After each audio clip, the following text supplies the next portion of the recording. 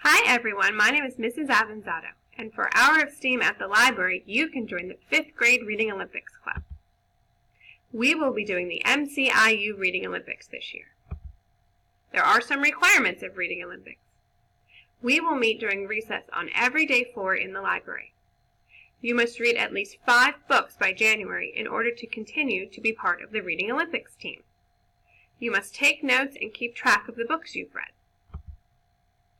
During our meetings, we will see which books still need to be read, and we'll also practice answering questions. This is the list of books that are required this year. You do not have to read all of these books. Just read as many as you can.